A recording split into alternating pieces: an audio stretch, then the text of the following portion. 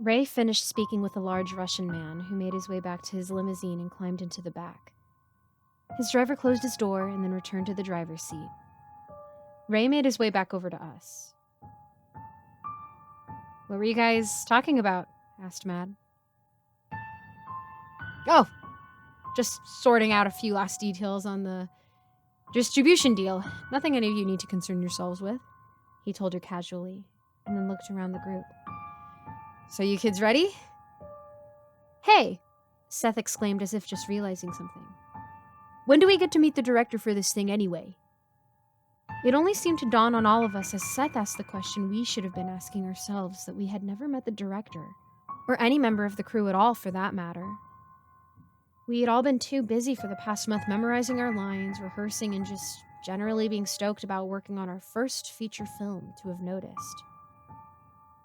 "Actually," Ray began, rubbing his hands together, "that's what I was getting ready to talk to you guys about.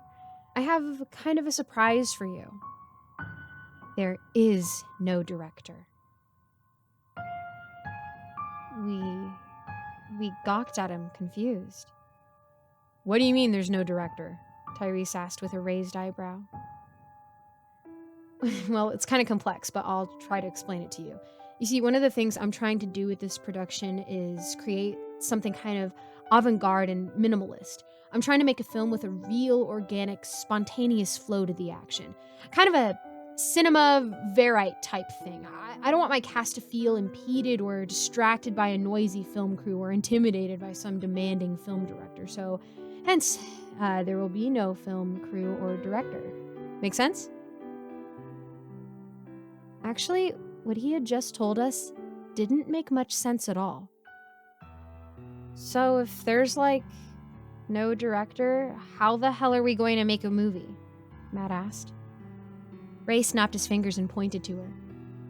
"That was the next point I was going to get to. You see, CCTV cameras have been installed throughout the lodge in the areas where you will be filming.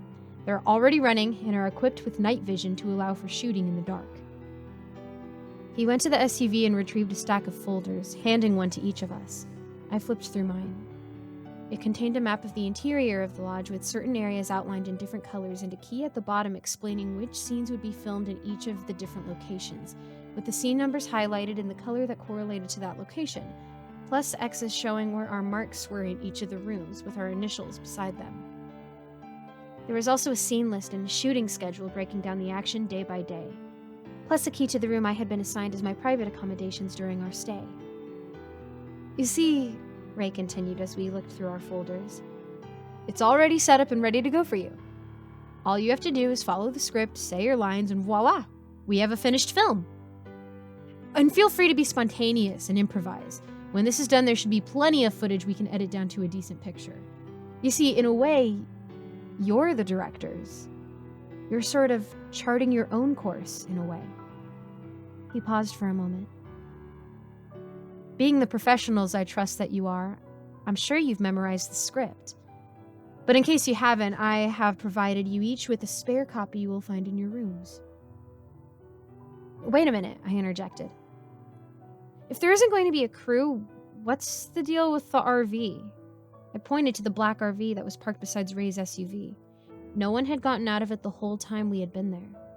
I tried peering in through the windshield to see the driver, but the glass was tinted dark. "Oh, that's my equipment technician," Ray explained.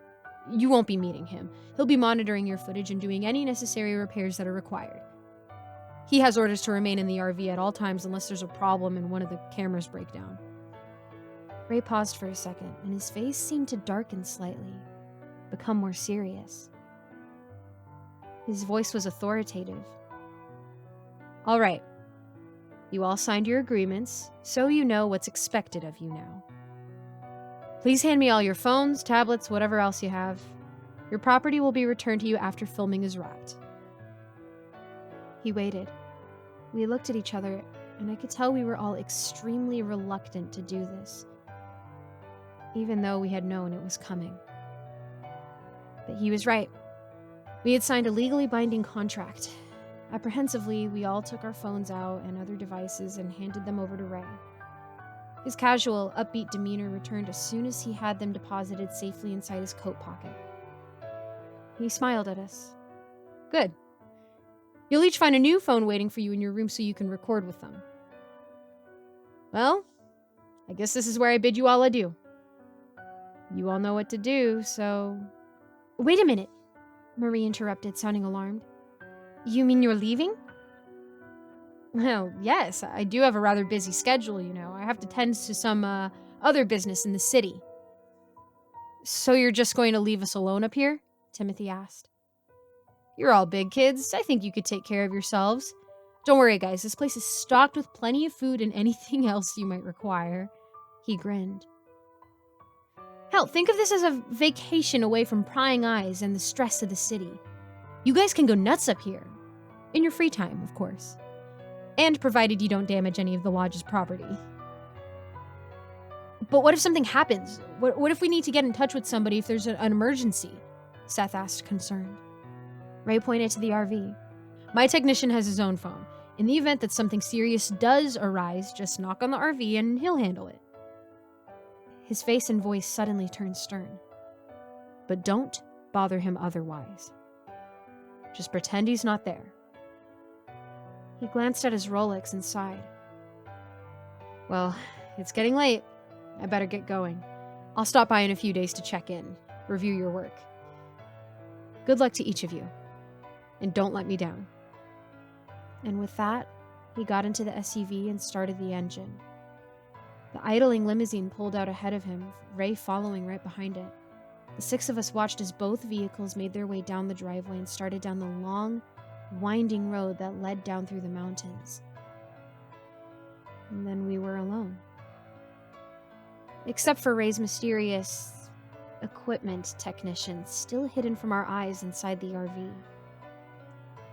The only sound was the wind blowing through the snowy, rocky landscape around us.